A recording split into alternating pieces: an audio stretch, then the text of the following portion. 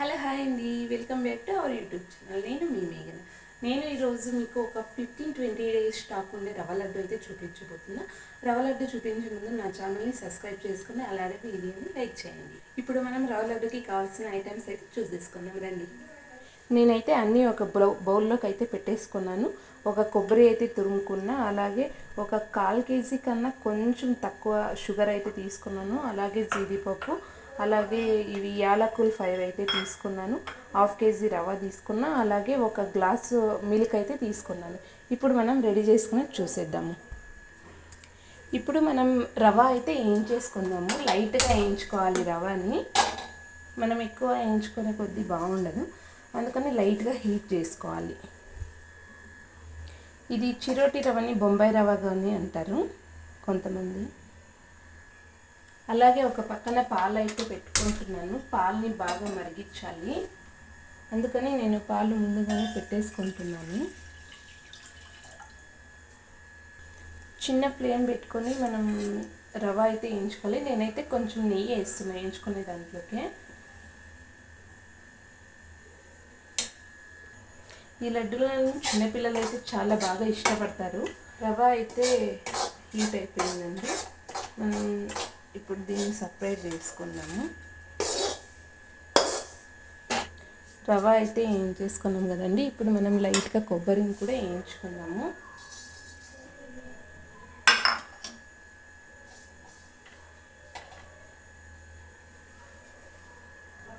లో ఫ్లేమ్లో పెట్టుకొని మనం కొబ్బరిని అయితే ఒక 3 మినిట్స్ 5 మినిట్స్ అయితే వేయించుకోవాలి. నేను కొంచెం దాంట్లోకి నెయ్యి అయితే వేస్తున్నాను, ఎందుకైతే రవ్వలోకి అయితే కలిసి ఉంటుంది కదా నెయ్యి. ఇప్పుడు కొబ్బరిలో కానీ కలసాలని నేను కొబ్బరిలో వేయించేటప్పుడు అయితే వేసినాను. కొబ్బరిని కూడా ఇప్పుడు మనం సపరేట్ చేసుకున్నామండి. ఇప్పుడు మనం జీడిపప్పు కూడా వేయించేసుకున్నాం. పాలు అయితే బాగా మరిగినాయండి. నేనైతే ఆఫ్ చేసుకుంటున్నాను. ఇప్పుడు మనం జీడిపప్పును అయితే నెయ్యిలో అయితే వేయించేసుకుందాము.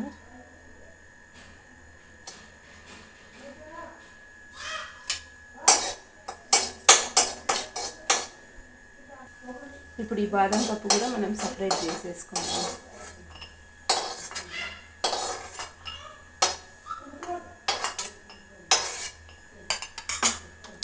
ఇప్పుడు మనం మిగిలిన షుగర్ అయితే మిక్సీ పట్టేసుకుందాము.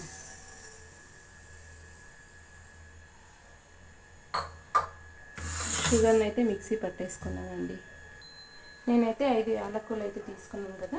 ఇవైతే మనం ఇవి నున్నగా అయితే పొడి అయితే చేసుకోవాలి.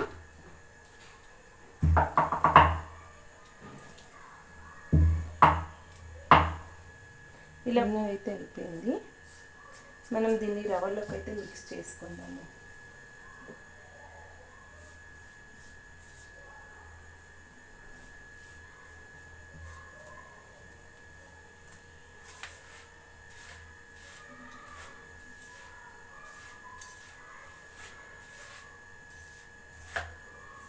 రవ్వ అయితే కాగుతుందండి.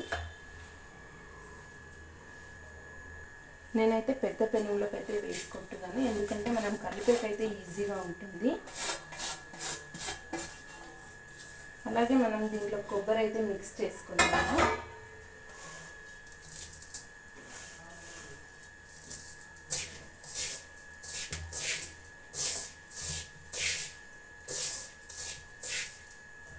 కొబ్బరి ఎక్కువ అవుతుందని నేనైతే కొంచెం తీసి పెట్టాను. అలాగే దీంట్లోకి షుగర్ కూడా మిక్స్ చేసుకుందాము.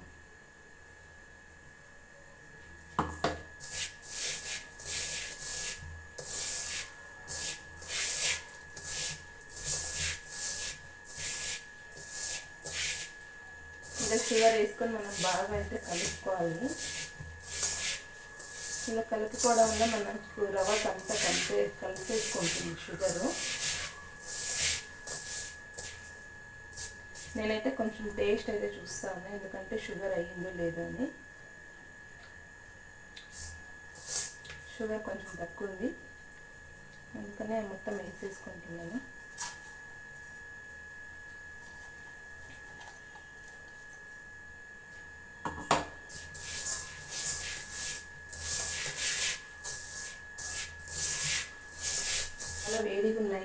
కొంచెం చల్లారనిచ్చి మనం కలిపేసుకున్నాము.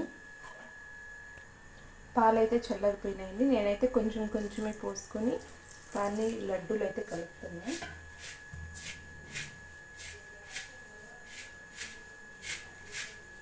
పిల్లలు అయితే చాలా ఇష్టంగా తింటారండి. మీరు కూడా ఒకసారి ట్రై చేసి చూడండి.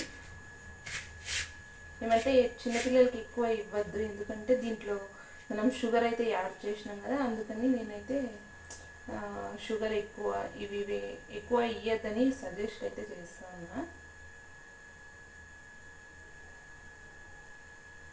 నేను ఏం చేసి పెట్టుకున్న జీడిపప్పులు అయితే వేసుకుంటున్నాను దీంట్లోకి. ఇవి హాఫ్ కేజీకి ఎన్ని అవుతాయో నేనైతే లాస్ట్లో చూపిస్తాను మీకు ఎన్ని అయినాయని. నేనైతే మీడియం సైజులో అయితే చేసుకుంటున్నాను రవ్వ లడ్డు. మీకు ఒకవేళ పెద్ద సైజులో కావాలి అనుకుంటే పెద్ద సైజులో అయినా చేసుకోవచ్చు. ఒక్కొక్క జీడిపప్పు అయితే నేను పెట్టేసుకుంటున్నాను దీంట్లోకి కలిపేటప్పుడే.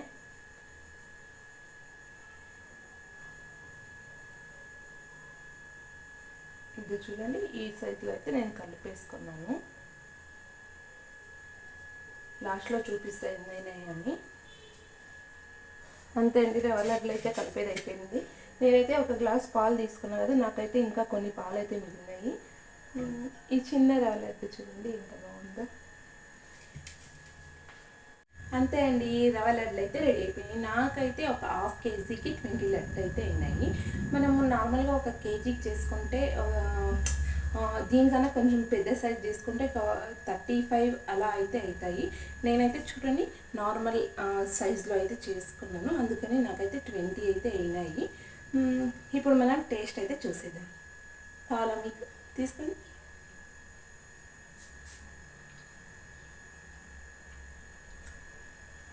టేస్ట్ అయితే చాలా బాగున్నాయండి.